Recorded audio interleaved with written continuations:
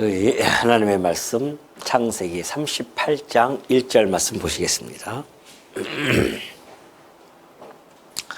38장 1절.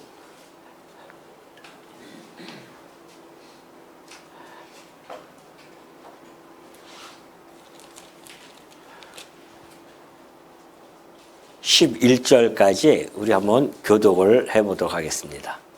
그 후에 유다가 자기 형제들로부터 떠나 내려가서 아둘람 사람 히라와 가까이 하니라.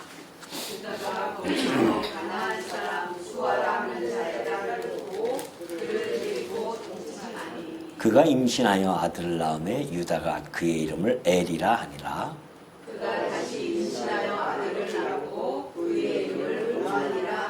그가 또다시 아들을 낳고 그의 이름을 셀라라 하니라. 그가 셀라를 낳을 때에 유다는 거십에 있었더라.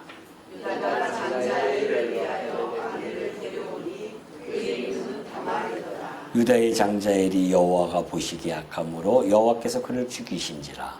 유다가 오난에게 이르되 내 형제에게 물어서 남편의 아우의 부모를 행하여 내 영혼을 위하여 씨가 있게 하라. 오난이 그 씨가 자기 것이 되지 않을 줄 알므로 형수에게 들어갔을 때에 그의 형에게 씨를 주지 아니하려고 땅에 설정하매 그 일이 여호와가 보시기에 악함으로 여호와께서 그로 죽이시니 유다가 그의 며느리 다말에게 이르되 수절하고 내 아버지 집에 있어 내 아들 셀라가 장성하기를 기다리라 하니 셀라도 그 형들같이 죽을까 염려함이라.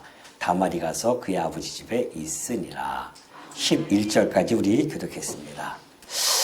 예, 우리 지난 시간에 37장 요셉이 애굽에 팔려가는 그런 사건을 저희가 읽고 오늘 이 38장으로 넘어가는데 어떻게 보면은 37장에서 39장으로 넘어가는 것이 너무 자연스러운 그러한 진행이라고 보여지죠.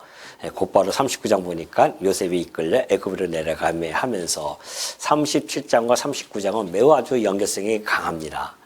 그럼에도 불구하고 38장이 37장과 39장 이 사이에 지금 삽입이 되어 있다는 것이죠. 그렇다고 한다면 왜 이 요셉의 사건 흐름 속에 특별히 이렇게 유다 사건만이 삽입이 되어졌을까에 대한 우리의 의문이 있는 것이죠. 이것은 아까 제가 오전에 말씀드렸듯이 이 성경의 전체적인 그러한 문맥과 중심 주제를 가지고 이것을 접근해야만이 우리가 38장이 지금 포진되어져 있는 그 의미를 우리가 알 수가 있을 것입니다. 구약의 핵심이라고 하는 것은 곧 메시아의 오심이죠. 메시아에 대하여 증거하는 것입니다. 그렇기 때문에 메시아의 그 직계 조상들이 지금 어떻게 형성되어져 가고 있는가, 이것은 매우 중요합니다. 왜 그러냐면은 마태복음 1장 나오는 그 예수님의 족보의 중요한 근거 자료가 되기 때문에 그렇죠. 자, 마태복음 1장 3절 보면 오늘 우리가 이 이 창세기 38장이 왜 중요한지를 아주 잘 단적으로 보여주죠. 유다는 다말에게서 베레스와 세라를 낳고 베레스는 헤스론을 낳고 헤스론은 람을 낳고 이렇게 소개가 되어집니다. 그러니까 예수님의 직계 그 족보를 지금 어떻게 이 마태복음에서 쫙 펼쳐나갈 때에 이 창세기 38장이 바로 이 마태복음 1장 3절의 근거가 되어진다는 거 아니겠습니까? 그런 의미에서 우리들에게는 매우 중요하게 그 의미를 가지고 봐야 된다는 겁니다. 자, 우리 이 창세기 이 전체 문맥을 보게 되어지면요, 창세기 전체 문맥 또 하나님의 그 언약과 성취라고 하는 그 언약 성취사적인 그 흐름 속에서 이 38장이 차지하는 것은 매우 아주 모세, 그 저자인 모세의 의도적인 신학적인 장치가 여기에 깔려 있다는 겁니다. 우리 한번 요 표를 보면 알 수 있을 것 같아요. 자, 37장 우리 지난 시간에 살펴봤죠? 37장 보니까 유다가 제안을 합니다. 동생들은 다 죽이자 하니까 안 된다. 목숨만은 살리자. 요셉을 죽이지 말고 팔자고 제안합니다. 물론 동생들이 죽이자고 했었던 것보다는 좀 낫죠. 그럼에도 불구하고 애굽으로 파는데 앞장서게 되어오는 유다. 그것을 제한하게 되어지죠. 여전히 유다의 그러한 악한 모습이 이 안에도 또 담겨져 있는 거죠. 그리고 나서 유다는요, 오늘 이 38장에서 가나안으로 내려갑니다. 가나안 내려가서 도덕적인 또는 영적인 붕괴를 경험하게 되어지죠. 그리고 나서 이제 39장 이후에 딱 들어가 보니까 유다와는 전혀 다른 요셉의 삶의 모습이 전개가 되어집니다. 애굽에서의 그 정결함 그리고 신실함 이것을 유지하는 그런 모습을 잘 보여주고 있죠. 지금 이 모세가 이 창세기를 기록하면서 이 두 가지 유다와 요셉의 이 두 가지 인물을 지금 배치하는 것은 두 인물을 대비시키는 그러한 기능을 충분히 하고 있음을 우리가 알 수가 있죠. 유다와 요셉입니다. 그럼 왜 이렇게 두 가지를 장치 이렇게 해놨을까? 이것은 한편으로는 지금 요셉 이야기가 이제 전개가 되어질 때인데 그의 그 어떠한 그 도덕적인 요셉의 그 도덕적인 영웅의 서사를 애당초 방지하는 장치입니다. 그도 그럴 수밖에 없죠. 요셉 이야기를 보면은 정말 요셉의 도덕적인 이상화가 너무나 잘 나타나 있어요. 유다는 자기의 어떤 육적인 욕망을 참지 못하고 자기의 며느리와의 그러한 부적절한 관계를 유지하게 되어졌지만 요셉은요 오히려 보디발 집의 보디발 아내로부터의 그 세차고 끈질긴 유혹 앞에서 넘어지지 않아요. 그 17세에 팔려갔던 그 젊은 나이에 그렇게 막 그냥 달려드는 여성한테 그렇게 이길 수 있다? 이성이 본능을 이길 수 있다? 이거 쉽지가 않거든요. 그래서 요셉 정말 대단하다라고 나올 수가 있습니다.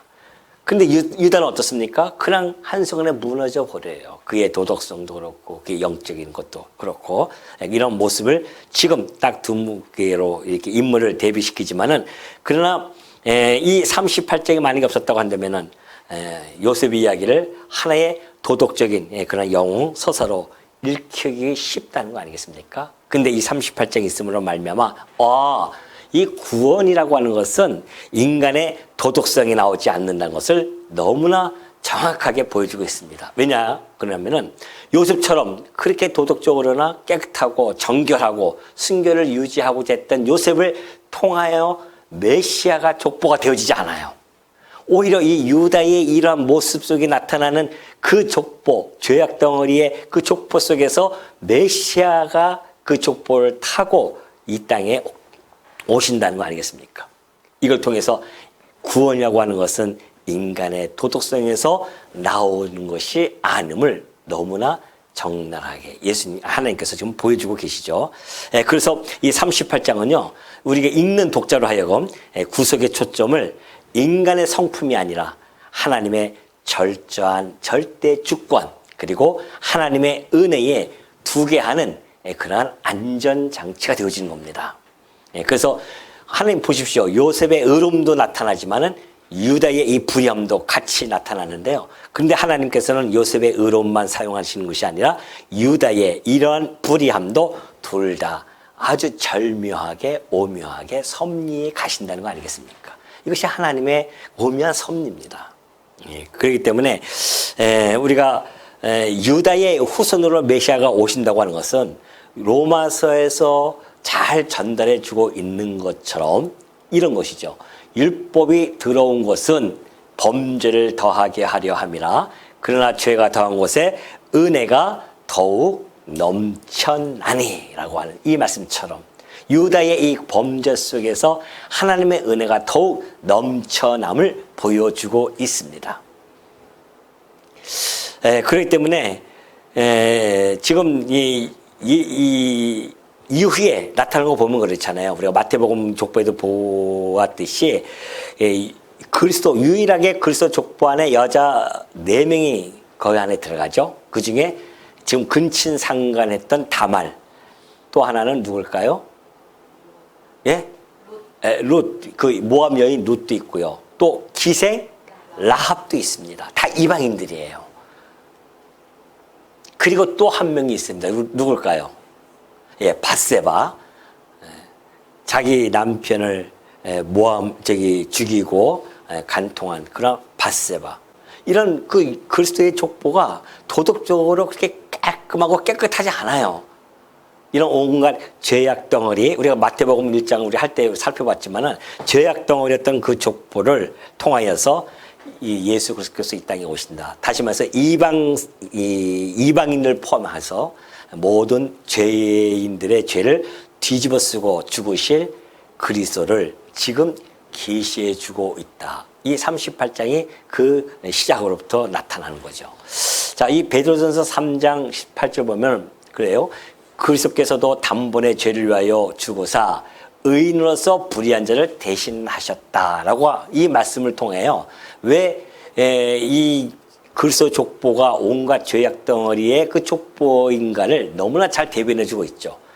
예수님은 의인이십니다. 그런데 불의한 자를 대신하여 죽으시러 이 땅에 오셨기 때문에 온갖 그 잘못되어진 그 죄악 덩어리의 족보를 타고 이 땅에 오셔서 그가 모든 죄를 뒤집어 쓰고 죽을 것에 대한 하나의 모형으로서 지금 잘 보여주고 있죠. 그렇기 때문에 이 다말 이 사건이죠. 지금 유다와 이 다말 사건은요, 단순하게 어떠한 그 뭐 성적 타락 이런 시각으로 보면 안 됩니다. 아, 이거 어떻게 그럴 수가 있어? 유다가 며느리라고 그럴 수가 있어? 이런 시각으로 보면 안 되죠. 그러면 거기에 하나님의 살아계심과 하나님의 어떠하심이 드러나지 않는단 말입니다. 그래서 이 38절에 핵심이 있어요. 이것은 성적 타락이 아니라 뭐예요? 씨의 보존입니다. 이걸 지금 설명하고자 하는 거죠. 다시 말해서 창세기 12장, 15장, 17장에 나타나 있는 내 씨로 말미암아 어떻게 해요? 천하 만민이 복을 얻을 것이야 했던 그 하나님의 언약, 이 언약이 지금 이 38장에서 어떻게 보존되어지고 전달되어져 가고 있는가. 사실 유다는요, 며느리를 통해서 며느리 다말을 통해서 씨를 끊어버리려고 했었습니다.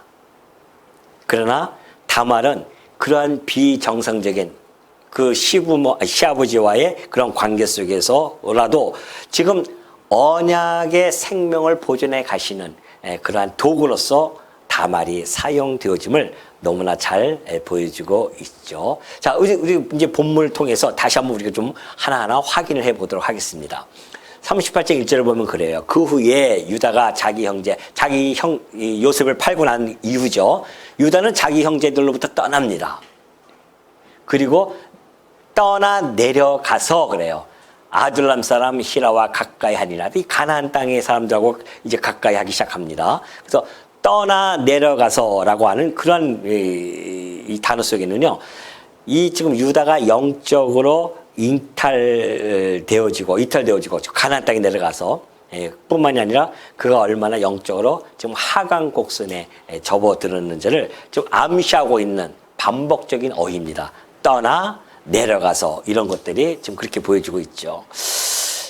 지금 결국은 유다는 그쪽에 내려가서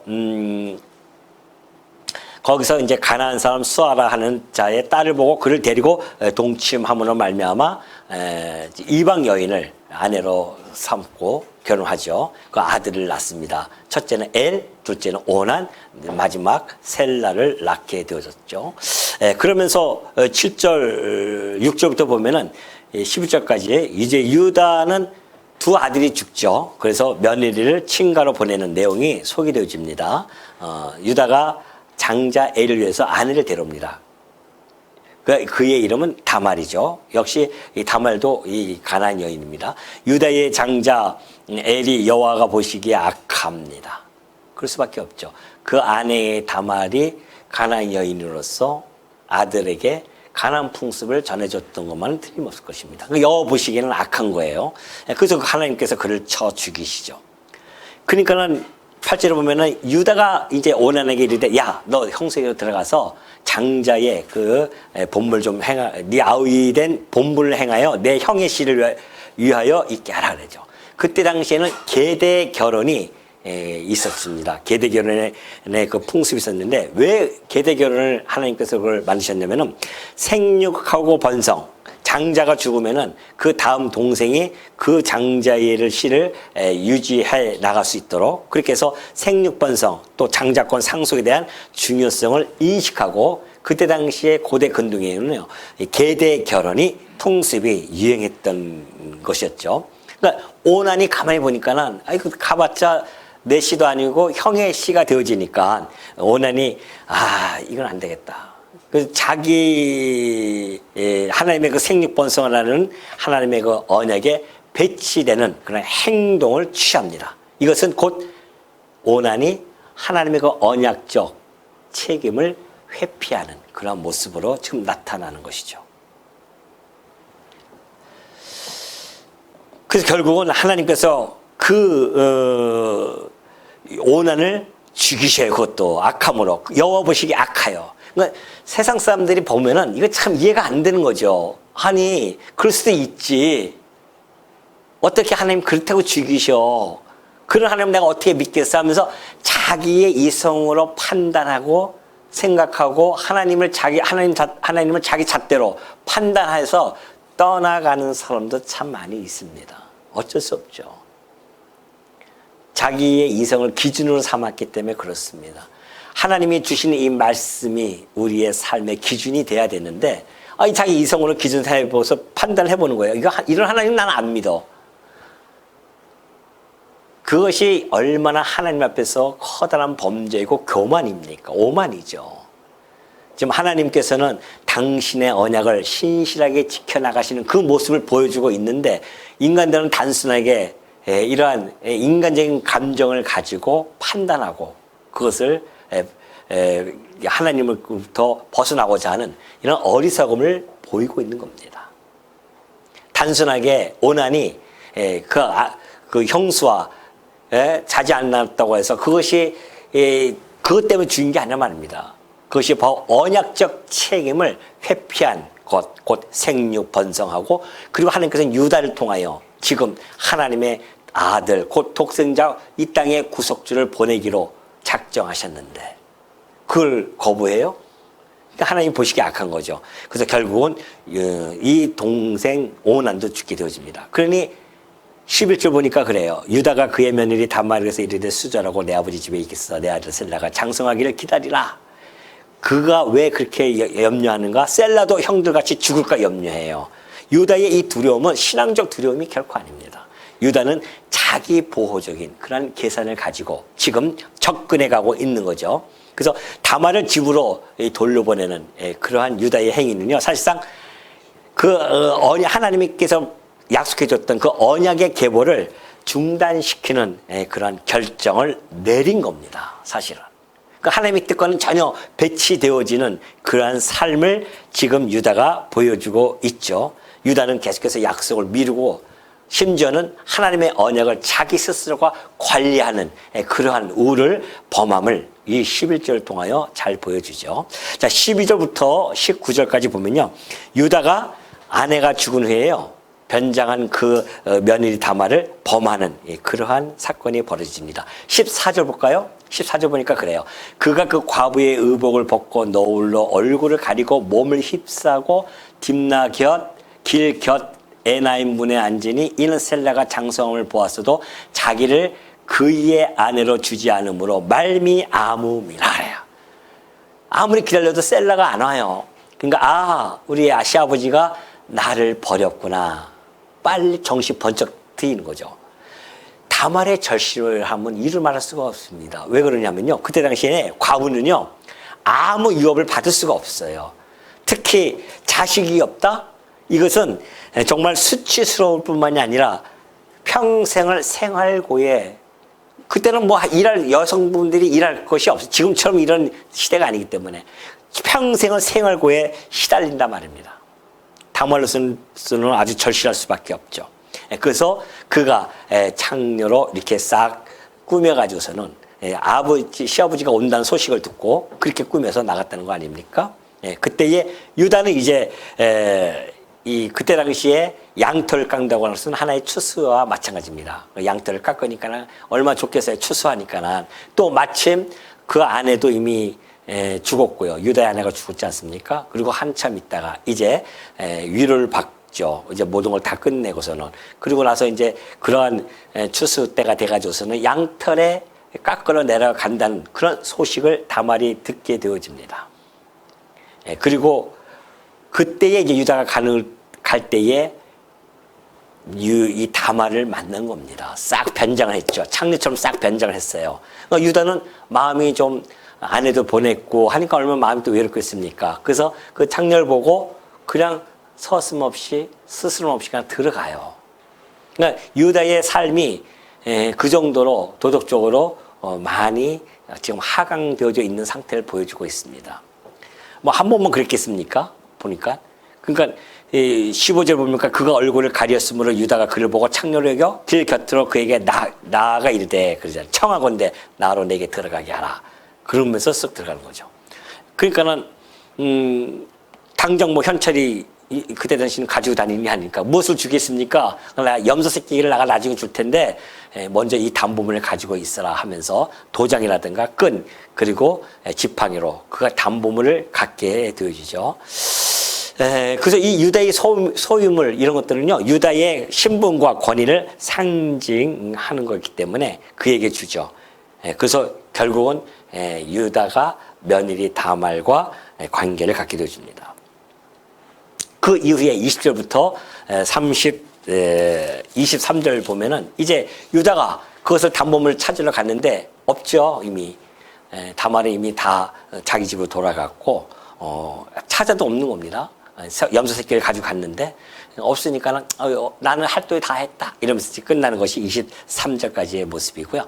이제 24절부터 30절 보니까 유다가 며느리에게서 두 아들 베레스와 세라를 낳는 사건이죠. 자, 여기 보면 그래요. 석 달쯤 후에 어떤 사람이 유다에게 일러 말하되 내 며느리 다말이 행음하였다. 그 행음함으로 말미암아 임신하였느니라. 유다가 이르되 그를 끌어내어 불사르라. 얼마나 화가 납니까 유다가.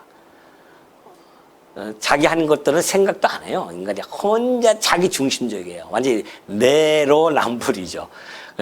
이 며느리 죽여야 된다. 끌고 와라. 자기는 아주 도덕적으로 깨끗한 척 하면서 그러지 않습니까?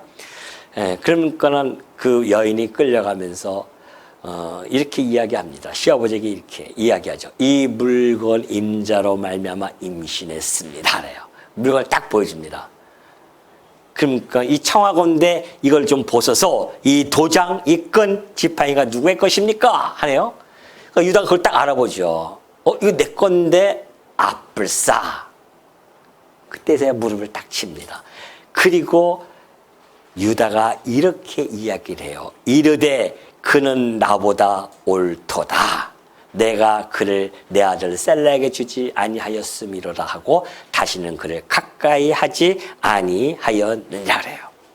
자, 다말은 지금 자기를 위하여 자기의 생명을 위해서 지금 그렇게 일을 행하고 있습니다.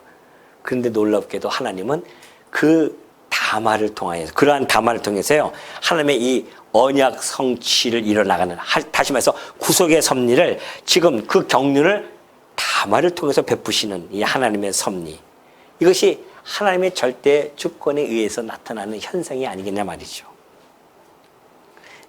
우리가 그래서 이 보면은 정말 이 바울이 하나님께 찬양했던 그런 모습이 떠오를 수밖에 없죠. 하나님은 정말 깊도다.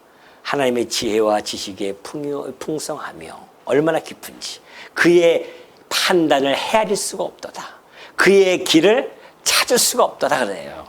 하나님 하시는 일은 그렇습니다.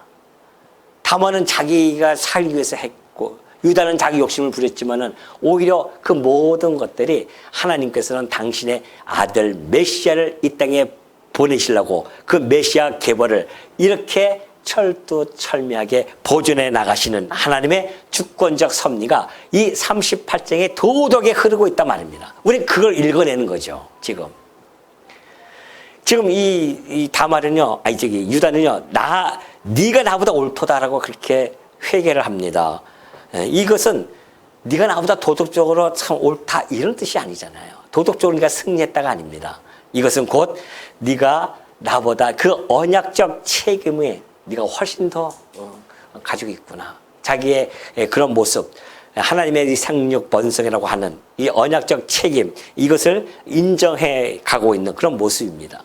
유다는 그 이후로 회개라는 것이 바로 이런 겁니다. 회개하고 또 하고 또 하고 이런 회개가 아니잖아요. 회개하고 났으면 그것을 돌아쓰는 것. 이것이 진정한 회개의 모습이죠. 그 일만큼은 내가 하지 않겠다. 그래서 유다를 다시는 보지 않는 그런 모습을, 그가 가까이 하지 않는 그런 모습을 보여주고 있죠. 이 유다가 자기의 이 회개의 이 사건은 유다의 변화의 하나의 중요한 기점이 되어집니다. 그래서 이제 44장 넘어가면 그러잖아요. 유다가 동생을 팔던 그 유다가 요셉 앞에서 베냐민이 볼모로 잡혀야 하는 그 상황에서 담대히 나옵니다. 차라리 나를 가둬두십시오 할 정도로 유다에는 그렇게 변화가 주어지죠. 사실 이런 유다가 지금 네가 나보다 옳도다라고 하는 이 말이 구절이 없다고 한다면 어쩌면 38장은 그냥 한낱 스캔들로 끝났을 수도 있습니다. 그러나 이 구절로 인해서 유다의 이 회개의 서사가 이루어지고 놀랍게도 하나님의 역사가 어떻게 섭리되어진지를 잘 나타내주고 있죠. 그래서 이 창세기 38장은요, 그냥 도덕적 관점에서 보는 이들처럼 이것은 도덕적 실패야. 어떻게 시아버지가 며느리라고 그럴 수가 있어. 그래서 이 성경을 도덕화시키는 그러한 절로, 그러한 장으로 사용되어지는 것이 결코 아니다. 이것은 어떠한 성적인 타락의 이야기, 그리고 또 도덕적 실패의 기록, 이런 내용이 38장은 결코 아니다. 이것은 바로 이 시의 위기, 지금 유다가 단절시키고 하지 않았던 그 시의 위기 속에서 그가 회개를 통해 하나님의 언약이 어떻게 보존되어져 가는지 그 과정을 보여주는 아주 중요한 신학적인 핵심 장으로서 부상되어지는 겁니다. 38장이. 그게 얼마나 중요한 장입니까? 안 그러면 세상 사람들이 이걸 뭐라고 보겠어요? 이해가 안 되는 거죠. 어쩌면 38장에서 다 무너질 수도 있습니다. 성경책이 뭐 이래 하면서 떠날 수도 있을 수도 있어요. 그러나 오늘 우리는 하나님의 백성으로서 우리 안에 계신 성령의 내주함으로 우리가 말씀을 깨달을 수 있는 그런 힘을 주셨기 때문에 이 37장, 38장, 39장에서 이 긴장 속에서 나타나는 이 38장의 이 내용이 하나님께서 어떻게 메시아의 그 계보를 보존해 가시는가에 대한 관점으로 보니 하나님의 뭐가 보여요? 절대 주권과 하나님의 그 은혜가 얼마나 잘 나타나는지 모릅니다. 그렇기 때문에 이 유다의 타락과 이 회개를 통해서 약속의 계보가 어떻게 은혜로 이루어져 가고 있는지 이것을 설명하는 아주 결정적인 연결고리가 38장이다. 그래서 뭐 전혀 다른 그런 내용 같지만은 이것이 38장이 이걸 통하여 39장에서 나타나는 요셉, 그 뛰어난 그 도덕성을 가진 요셉이지만은 그러나 하나님께서는 이 유다를 통해서 유다의 족속을 통해서 결국은 메시아를 보내시겠다고 하는 그 약속, 그것이 나중에 야곱이 죽으면서 마지막 축복 기도할 때 유다야 너는 사자 새끼로다 하면서 왕의 그 후손이 왕의 조상이 되어질 것에 대한 그러한 기도를 해주고 있죠.